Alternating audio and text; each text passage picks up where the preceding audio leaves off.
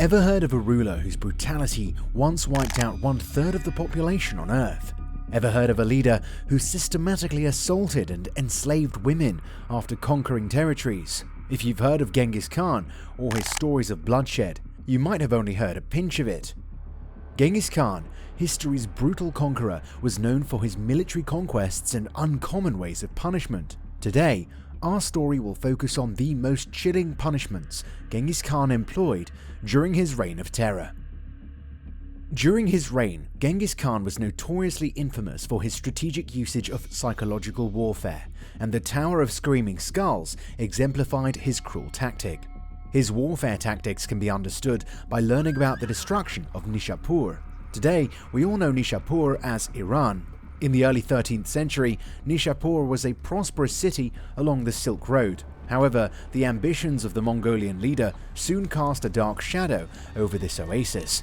In 1221, the Mongolian army, numbering in the tens of thousands, descended upon Nishapur.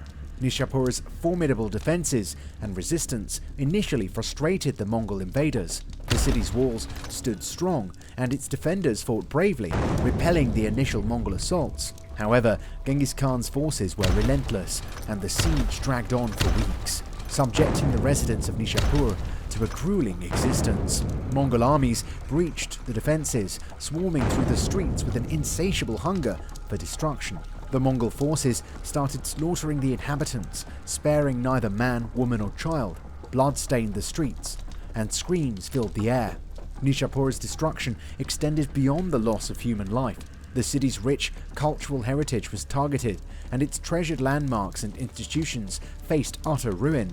Libraries and learning centers were pillaged and burned, reducing priceless manuscripts and irreplaceable works of art to ashes. The loss of knowledge and cultural artifacts was an irreparable blow to the world's collective history.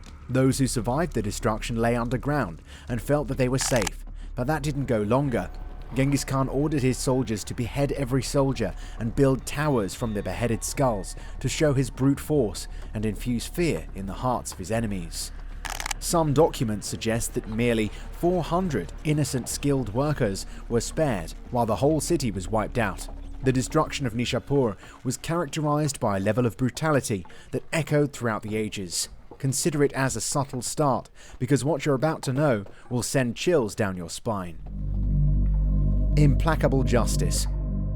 The story of the Oirat stands as a testament to the consequences of betrayal. The Oirat, once allies of Genghis Khan, enjoyed a long-standing history of shared ancestry.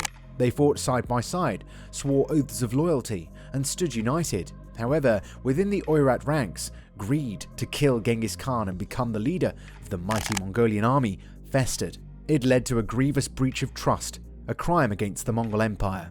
Genghis Khan's intelligence network swiftly brought the Oirat betrayal to light. The conspirators had sought to exploit their position within the empire, harboring aspirations of establishing their rule. This audacious disloyalty shook the empire's foundations and ignited the great Khan's wrath. Genghis Khan's retribution was as swift as it was merciless, ensuring that justice was served with unforgiving resolve. The punishment devised for the Oirat was designed to strike fear into the hearts of all who dared to challenge Mongol authority. Genghis Khan's armies descended upon the Oirat tribe with unyielding fury. Entire villages were razed, and the Oirat people faced the full force of the Mongol war machine. To ensure that the crime of the Oirat would never be repeated, Genghis Khan ordered his soldiers to exterminate their bloodlines. The repercussions of such punishment were grave. The guilty, their families, and their descendants also met the same fate. This ruthless act underscored Genghis Khan's determination to quash any rebellion and preserve the unity of the Mongol Empire. If the story of Oirat has filled your heart with terror, the doom of Otra will intensify further. In the chronicles of conquest and carnage, the Massacre of Otra is a haunting chapter that epitomizes the ruthless reign of Genghis Khan. A modern-day Kazakhstan, Otra was once a bustling Silk Road trading center. However, in 1219, the governor of Inalchuk inadvertently provoked Genghis Khan, which escalated into an offense against the Mongol Empire. In response, Genghis Khan ordered a siege on the city, encircling it with his formidable forces. The walls of Otra became a prison, trapping its inhabitants within a tightening grip of impending doom. As the siege wore on, Otra's defenses weakened and its people faced the inevitable horror. Genghis Khan's troops breached the city's walls, unleashing violence and terror upon the residents. The people of Otra didn't know they would experience the punishment they had never dreamt of or witnessed in their wildest imagination. Amidst the chaos and carnage, Genghis Khan sought to deliver a message of unrelenting terror. As a punishment, he ordered the execution of Inalchuq and his associates for the offense against the Mongol Empire by pouring molten silver into their ears and eyes. The message was loud and clear. You challenge the great Khan, and you will face the worst nightmare of your life. The Massacre of Otra left an indelible mark on the landscape and psyche of the region. Genghis Khan's tortures were not exclusive to the outside threats alone. Even his family was not spared his punishments. Within the tumultuous saga of Genghis Khan's rise to power and horrible punishments, a haunting tale reveals a dark chapter of familial tragedy. Genghis Khan had a half-brother, Bektair. Born to the same father but a different mother, Bektair's presence in Genghis Khan's life introduced a complicated dynamic between blood ties and territorial ambition. Amidst the vast Mongolian steppes, hunting was important as it displayed prowess. One fateful day, a dispute arose between Genghis Khan and his half-brother over the spoils of a successful hunt. The disagreement escalated quickly.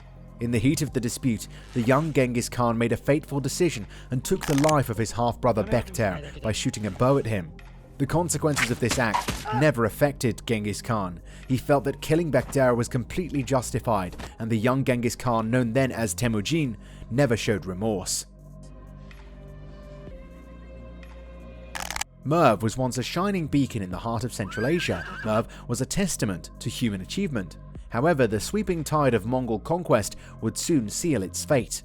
In 1221, Genghis Khan set his sights on Merv as his forces surged across the vast Eurasian landscape. The Mongol horde descended upon the city mercilessly, determined to bring it to its knees. The walls of Merv became a feeble barrier against the impending cataclysm that awaited its inhabitants. The city's fate was sealed as the Mongol forces breached Merv's defenses. Chaos reigned as Genghis Khan's soldiers rampaged through the streets. Merv's proud heritage was now at the mercy of the merciless Mongol conquerors. Merv's population suffered unimaginable horrors at the hands of the Mongols. Everyone fell victim to the relentless onslaught, and their lives were snuffed out without mercy. After conquering the city of Merv, the great Khan sat on his golden throne and closely watched the execution of every survivor. In fact, he ordered every Mongolian soldier to kill at least 300 men. Some estimates that the killings on that day reached 1.3 million. His ways were bloodied and established an everlasting terror. Genghis Khan's reign was undeniably marked by unparalleled brutality and a penchant for creative and sadistic punishments. These were just a few of the punishments employed by Genghis Khan to establish dominance. The stories of these punishments are a chilling reminder of Genghis Khan's iron will to fulfill his destiny. So, which story of his brutality struck you the most? Do you see him as a mass murderer or a conqueror? Share your thoughts and subscribe to our channel for more engaging stories.